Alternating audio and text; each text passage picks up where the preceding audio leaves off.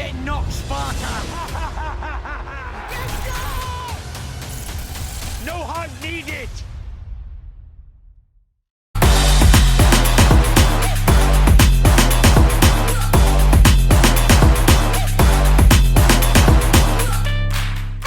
This is KUGAN CASSIUS for IFL TV, proudly sponsored by Everlast.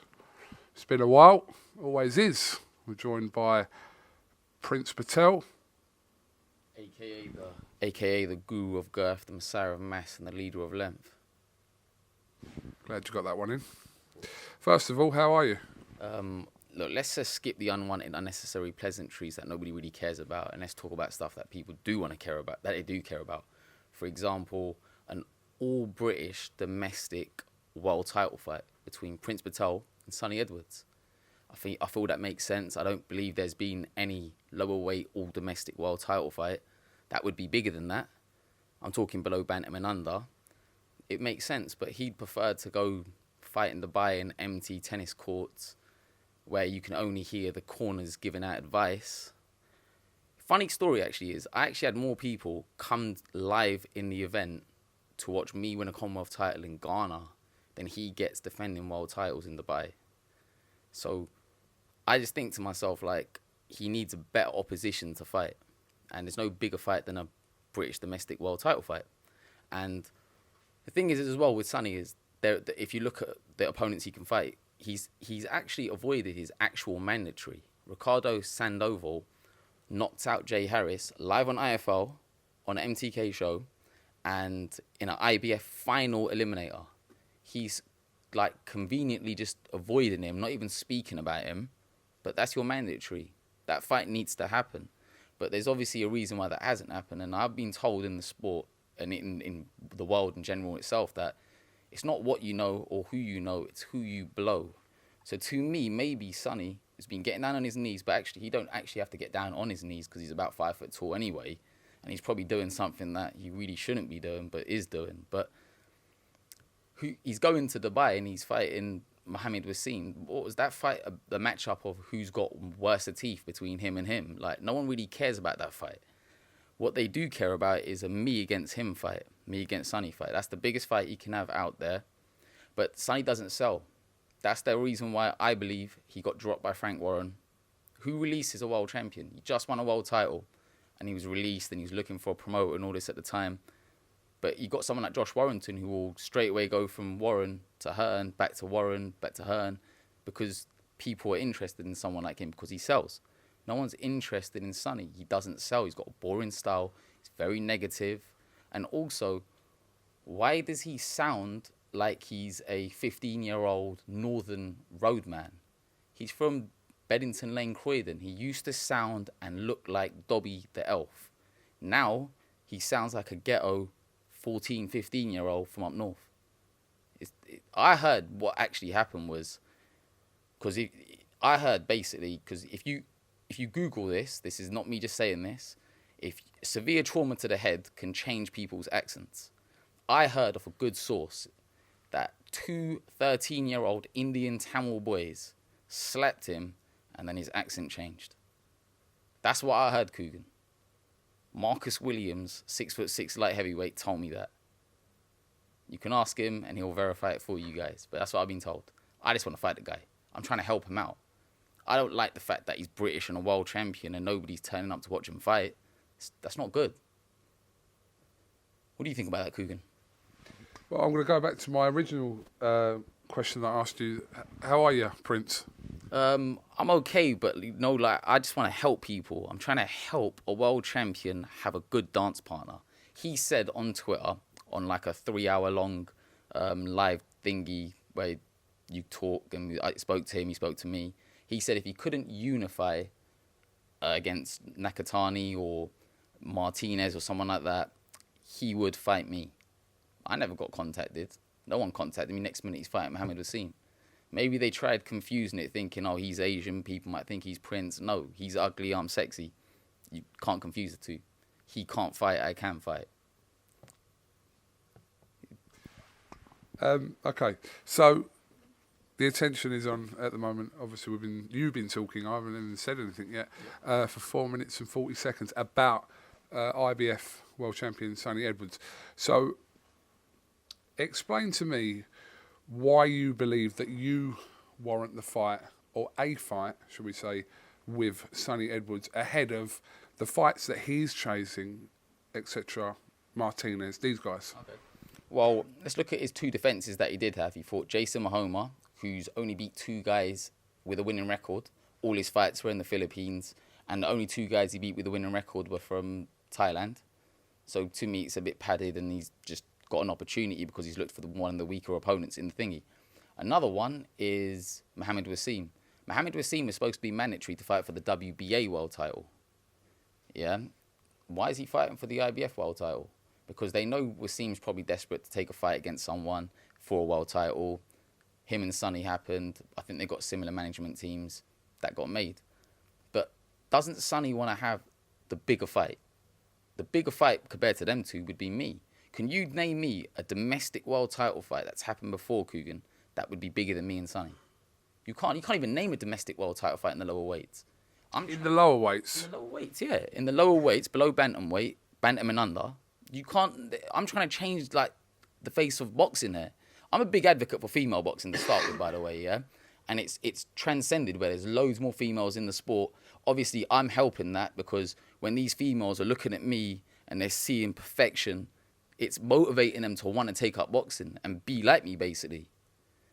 They're trying to be like me. It's like when you see like a movie star and you see him act in a film, people want to be that movie star. People want to be the prince. And if you look at my credentials, KUGAN, what warrants me to fight, I've won everything there is to win, basically. Intercontinental titles, global titles, African titles, European with the WBO European. These are all WBO, IBF, WBA belts. The Commonwealth title as well. These are all legit titles. The same Commonwealth title that Tyson Fury's won before, Anthony Joshua's won before, Anthony Yard just won. The same belt that these people win, but when I win it, they say it's a plastic made-up belt. There's nothing else left for me to win in boxing, KUGAN, than a world title. And he's British, and he has a world title. I believe it's a huge fight. Okay, so you believe, in your opinion, you've won everything there is to win in boxing, bar a world title. There are people that would probably possibly disagree with that. My point being is the route that I've gone by, I've won everything that's available for me to win. I can't fight for no British Boxing Board of Control belts. I don't have a British license. Plus, that would be a backward step for me now. I don't need to fight for a British title because to me, I've gone past that. I've won a Commonwealth title, which is the British Empire title. I've won a version of a European with the WBO European. I've won the actual African title with the ABU. I've won the WBO Africa as well. I've won the IBF Intercontinental, the WBA Intercontinental, the WBO Global, the Commonwealth. The only thing left for me to win now, KUGAN, is a world title. In my last fight, I fought for the IBF Intercontinental and the WBO Global. I wasn't motivated, because I was thinking to myself, well, I've won a WBA Intercontinental. I'm just winning another Intercontinental, but with a different brand.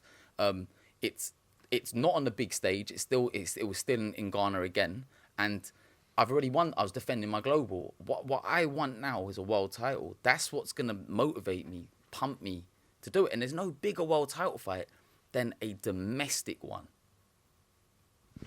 Is there a fair argument that the people at British level could be levelled above who you're fighting at Commonwealth? If you look at BoxRec's rankings, and BoxRec don't like me, they've already not listed 3 of my wins. I'm supposed to be 28-1, not 25-1, but with 23 KOs, by the way. But they even have me comfortably a country mile above these guys at super flyweight in the rankings. There's no other super flyweight in this country that's world ranked. Apart from Sonny Edwards at flyweight, there's no other flyweights that are in... Well, Sonny's not world ranked because he's world champion, but none of them... There's no one there. So who are these made-up guys that you're saying I should be fighting instead? The only fight that makes sense is me and Sonny. Nobody even knows who the other guys are. Nobody even cares who the other guys are. It's just me and Sonny. That's it. He's got a world title and I won it. Simple as that. My question was about who you were fighting at Commonwealth level as opposed to the guys at British level, not you fighting Sonny. That was the question. I don't really know. I just know that I knocked both of them guys out. I believe I knocked Sonny out as well. I believe I knock out everyone I fight. I believe against majority of people, they will get knocked out. And the guys, would you say they're the same part? It doesn't matter if they can beat them guys. It matters whether I can beat them guys. And I know I can beat them guys. I've gone past them guys. They've like, I don't even know the guys in the divisions, but I think Jay Harris as a flyweight, he's been knocked out in his last 3 fights. Last 3 fights. One of them is against Ricardo Sandoval, who's supposed to be fighting Sonny as a mandatory, but it's conveniently being ignored. Imagine that was you, KUGAN. Imagine you risked your life coming to the UK, you laid the smackdown, and then Sonny Edwards is just conveniently ignoring you. How do you think he feels? He's sitting at home like, yeah, I want a world title fight, but just ain't getting it. Just ain't getting it. You mentioned Jay Harris there, so despite the losses that Jay Harris has had, do you believe that the level of opposition that you faced in your career are greater than these guys that, say, Jay Harris is losing to? You made reference to some of his defeats, that's why I'm asking. But there's one way to find that out is if Jay Harris fights one of them guys and it happens. I don't know. But on paper, because you're the one that mentioned box rec, where people are, etc. I'm asking, on paper, where they are, credible wins, what they've achieved, etc. If we're just going from that as opposed to who would fight who, because you're right, we don't know. Yeah. But I'm saying that, do you believe that the level of opponents that you've faced in your last, say, 6 or 7 fights are that greater than whoever Jay Harris is fighting, for example? Well, in my last couple fights, last 6 or 7 fights, you said, I beat a guy called Luis Melendez. He fought for 3 world titles. I believe Luis Melendez would beat someone like Jay Harris. He's a bigger, girthier guy, fights at bantam, super bantam. I had to give away a bit of weight in that fight, and obviously I knocked him out because timing, speed, accuracy, etc. But I believe guys like him would beat him. There are going to be some guys on my record which I think obviously he would beat in my recent couple of forms. But I don't even know actually, because if you lost your last 3 in a row, you might not be the same fighter from what I remember from the amateurs. Do you see what I'm saying? So I don't really know. I don't know. I can't really answer that question. But the only way we could find out is if he boxed one of them. That's it really. How many years have you been pro for? Me? 7 years. And I've pretty much effectively, after asking for my contract back from my last promoter, done everything on my own. I believe now I deserve a world title fight. Okay, so 7 years as a pro and haven't been able to maintain a relationship with someone promotionally for what's the longest period of time you've had? I've basically, since 2017 April, I was a free agent. But I'm actually currently in talks with 2 promoters at the moment. I'm currently revising contracts backward and forward. And hopefully, fingers crossed, you can see me next in the UK. I'm not going to fight again abroad. My next fight will be in the UK. That's why I haven't fought since November 27th. Sorry, does that mean that you will be licensed by the British Boxing Board of Control kind of moving forward now? Yeah, probably, yeah. You can still fight in this country without a British license, but that doesn't really matter. What matters is whether we can have an all-British world title fight. That's what matters, KUGAN. Think about it. That's what people love in this country. They love, like, on this weekend, what's happening? You've got Fury against Whyte. That's an all-British world title fight. It's a bigger fight than Wilder against Fury because it's a British world title fight. And it's happening in the UK, and that could be, that we could do the lower weight version of that. One thing I agree, listen, with us living and residing here in the UK, yes, there's nothing better than all British clashes and especially world title clashes. But at the same time, sometimes it is just because the thought of a Brit versus a Brit doesn't always mean that A, that's going to happen, and B, that is the best fight. But you're saying that you believe that that fight is more lucrative, not lucrative because we know it isn't, than Sonny Edwards kind of chasing the Martinez fight, for example. Okay. All right, if he doesn't get a unification, this is what I spoke to him about on Twitter. If he doesn't get a unification, there's no bigger fight out there than me for him. If he doesn't get the unification. And if you actually look at the way he actually won the world title, he wasn't mandatory or anything. He was fighting at super flyweight. His promotional team at the time bought him the world title and straight away got rid of him after. Maruti hasn't fought since he lost to Sonny Edwards. He spent 10 days in quarantine in, I think, Tunisia or Morocco or something. So this is a guy defending his world title. He's flown from South Africa to spend 10 days or 14 days inside Tunisia and then flies to the UK. And the person he brought for training in Tunisia was an amateur sparring partner. Now imagine defending your world title and you're not even... That doesn't sound like he's taking it serious there, because they probably agreed some severance pay for him. And he hasn't fought again since. And after investing that money into him, they didn't even keep him on. He went into a different promoter after. He doesn't sell. He's not a draw. And I don't think he fights Nakatani, because Nakatani would beat him. Martinez stands a decent chance of beating him. Dalatakian, I don't really think anything will happen. He doesn't want to fight anyone outside of his own country. So, yeah, he's stuck with Martinez. And if Eddie can't make that fight for him, then me. I'm here to help you sell fights. I'm here to help. I'm like saving British lower weight boxing. So I'm wearing a Superman hoodie here. I'm basically Superman for you guys. I'm basically Superman for the lower weights. What's your plan B of potential fights that you would like? Like you said, you're hoping for a UK return once you sorted out your promotional situation. But for yourself, if that fight you can't get with Sonny Edwards, what is an alternative fight that you would look at? I want world champions. So whether that be at fly, super fly, potentially bantamweight, if a world champion grows the cojones, wants to fight me, I could become the first Indian world champion. That's what I'm after. I'm after world champions. If you don't have a world title, I'm not really interested, because I've pretty much effectively won everything else. I want world titles. And let's face it, KUGAN, a world title would look really good round my shoulders. I'm like a perfect poster advocate for a world champion. And then you look at Sonny. He's 5 foot tall. He's 8 stone. Imagine looking in the mirror being 5 foot tall and 8 stone. What kind of a man is 5 foot tall and 8 stone? Yeah? And looks like Dobby the elf. It's embarrassing, KUGAN. Imagine having to wake up looking like that. And you know, majority of humans above the age of 12 are bigger than 5 foot. This guy is not bigger than a 12-year-old boy or girl. Shocking. Shocking. You have said this, not just in this interview, but in previous interviews, that you've had to kind of manage and kind of steer a lot of your career yourself. Do you accept that it's going to be very difficult unless you align yourself with a promoter to secure, especially a world title shot, whether that's with Sonny Edwards or whoever? Yeah. Is that going to be difficult to do? I'm assuming it is. Of course it is. And that's exactly why now I told you I'm talking to 2 promotional companies. They are 2 respected promotional companies, UK-based as well. UK fighters are signed to these people. And, yeah, hopefully, fingers crossed, by God's grace, I can get myself signed to these guys and on an agreement that we both agree with. And we can move forward. And eventually, Sonny gets knocked out in brutal fashion. I'm not sure. I know I kind of asked you this question, but I'm not sure you answered it kind of in the context that I was talking about. But why haven't you remained consistent?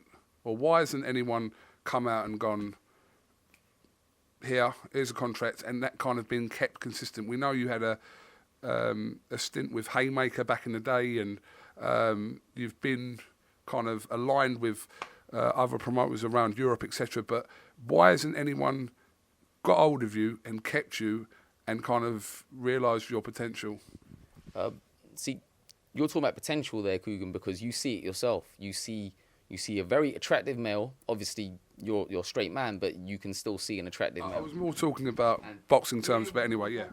We'll get to that, KUGAN. We'll get to that. Obviously, you see a better-looking Asian guy here. And when you talk boxing, I'm ticking every box. This is the problem. Because I haven't been fighting on UK TV, people haven't seen... If my fight's all on UK TV, everyone talks about how I'm a dangerous fighter, I'm a killer, blah, blah, blah, all this sort of stuff. But because it hasn't been, and I've been picking up these titles away from UK TV, people think it's easy to do. If it was so easy to do, everyone would be doing it. But they ain't. Because if it was so easy and you could just fight nobodies, everyone from the UK would think to themselves, who were not signed to a big promoter, would just go out and do it. But they can't. Because it's actually hard. to actually train and then go into the ring and fight and all this, it's difficult asks, especially going to their countries as well. But why hasn't someone answered the question? Why hasn't someone picked up me? I do get some people offer stuff to me, but it's normally 9 times out of 10 to use me. I want a mutual relationship. This isn't a relationship where I'm basically paying a girl to be with me. Nah, I'm not a sugar dad. Yeah, it's a mutual relationship. Yeah, they can give something beneficial to me, then we can work to it. You know, I'm not a desperate guy. Look at me, KUGAN. These cheekbones, these jawline, the girthy lips, the straight white teeth, something that Sonny does not have. He needs a dentist. He definitely needs a dentist. I could be his dentist. I could smash his teeth down his throat if he wants and then put some veneers in, like his brother has. But you know what it is, KUGAN, is these 2 promoters I'm speaking to now, they see the potential. They see I could become a star. Come on, KUGAN, the first ever Indian to win a world title. Imagine that. That's huge. It's over 1 billion Indian brothers and sisters out there. And I'm the front runner. I'm the only one in the rankings, and I'm the first one to win the Commonwealth title for them as well. Are these promoters you're talking about, are they UK based? Yes, they are. And they have TV in the UK. That's interesting. That's interesting. But obviously, I'm not going to ask you more than that because I know you're not going to say more than that. But so will it be a straight kind of decision? Which one fits for you better, and this will be sorted out? Well, they're both 3-fight deals. Fingers crossed we can come to a negotiation, contractual agreement. We've been revising contracts backward and forward. And, yeah, fingers crossed. What have you learnt in 7 years? Remember that infamous interview we did in the back of York Hall many years ago, which was very well publicised. What have you learnt since then to do with boxing, in terms of the business or in terms of yourself in the ring? What have you learnt the most? Things can't be done on your own, but DTA, a Stone Cold Steve Austin used to say, don't trust anyone. Yeah, I still believe that. Don't trust anyone. That's why contracts are needed. But you can't do things on your own. You need people to help. You need a coach, because most of my career is done pretty much effectively without a coach at one point. So you need a coach with you. You need a team behind you, people to look after you. You know, because obviously people see an attractive man like me and they try to take advantage. People try to take advantage, KUGAN. Yeah. But you know what? Yeah, I'd just say, like, just you need a team behind you. Stick in school. I would actually recommend to most people, like, just stick in school, man. Educate yourself. And then when you come into boxing, you'll know what to do, roughly. So another thing that people always kind of refer to you as a boxer about is the fact that you've never kind of, you alluded to the fact there that you've not had a consistent trainer throughout your career, but also you've not been aligned with a gym even. You've jumped from gym to gym as well. So has that played a part in kind of where you are now? Yeah, I'd say so. Maybe. But the end result is, look, there's talent there. There's clearly ability there. There's skill there. There's clearly something to work on with marketing. I'm marketable. There's a reason why Roman Gonzalez, who once was pound for pound #1, was mentioning my name while he was pound for pound #1. Conveniently, now that I've got towards that level, he's conveniently ignored my call-outs and stuff. When he said, in his words, he would take me up on fighting me if I get towards the position.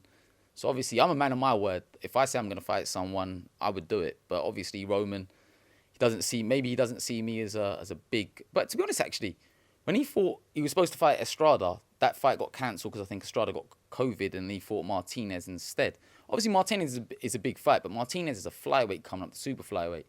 Why didn't he want to fight a lengthy, girthy super flyweight in myself? I'm a super fly guy. I'm a super flyweight. I'm lengthy, girthy. Why not fight me? Because there's a lot to risk.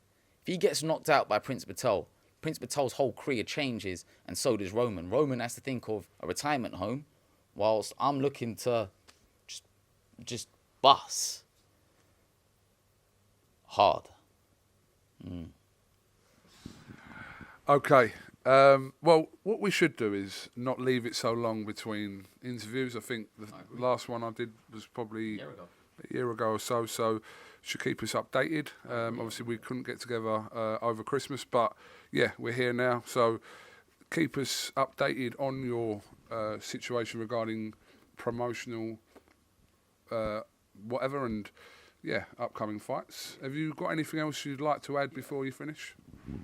Yeah, I would like to say that, obviously, thank you for interviewing me. I'd say, obviously, the Princeaholics, they tune into IFL. The Princeamaniacs, they tune into IFL. But also, they can see me on my channel, Prince Patel TV. That's where the true GQ Nation go. The Girthquake Nation, they normally watch on Prince Patel TV, it's a YouTube channel as well. Obviously not as big as yours, KUGAN, but we're working our way there. But yeah, I'll just say a big shout out to my team, Churchill's Boxing Club, who've been helping me at the moment. My coach, Sam Mullins, that's Sam with 2 M's, by the way. He's been working very hard with me. And he's obviously putting up with my behaviour and stuff. And yes, a very good relationships worked out there. And I'm grateful for him taking me around the country for sparring and stuff. And I'm looking to bring a world title to the gym for him. I'll finish off by saying, do you know what? I know everyone's got their opinion about you, which is, you know, I'm sure you're not bothered either way, but if they can love you or hate you, you're still doing your thing. But you've done things on your own. I think people have got to remember that you haven't had kind of the backing of certain other fighters, whoever that may be, promotionally or whatever, or even trainer-wise. So I think the fact that you're still kind of, you're in there, you're ranked within governing bodies, you've acquired whatever titles you have, it's something to applaud, I should say. And it's never before been done. You could never name a fighter. I could never name a fighter, or anyone at home, who's gone out their way, been told by people, oh, you're never going to make it. You're never going to do anything. You'd be lucky to win an area title. I think gone past that level. You know, certain people, there was a chicken hawk, a bald chicken hawk who worked in the office from before. I'm not going to say his name, but he used to tell me, you're not going to achieve nothing in life. Still haven't really achieved anything. I still got to win a world title, but I believe some of the stuff I've won. It's like there's certain fighters out there, they tell me, like I remember, there's no point even saying it, you know, but yeah, it's all good interview, KUGAN. And I'm just, want to bring a world title. I want to make more Indians take up boxing. And I believe once I win a world title and I'm promoted, because that's the most important thing, with the promotion, I believe there will be thousands of Indian kids joining local gyms, wanting to be the next Prince Patel. But hopefully, fingers crossed, by God's grace, I get a world title. Mr. Prince Patel, thank you very much for talking to IFL TV. Thank you very much for giving us your time. And like I said, we won't leave it so long next time, and we'll catch up with you again soon. Thank you, KUGAN. Peace. You get knocked, Sparta! No heart needed!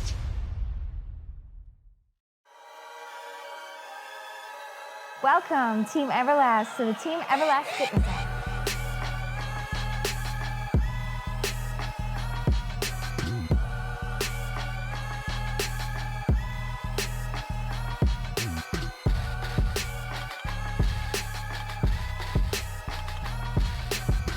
Download the Everlast Fitness app and find your greatness within.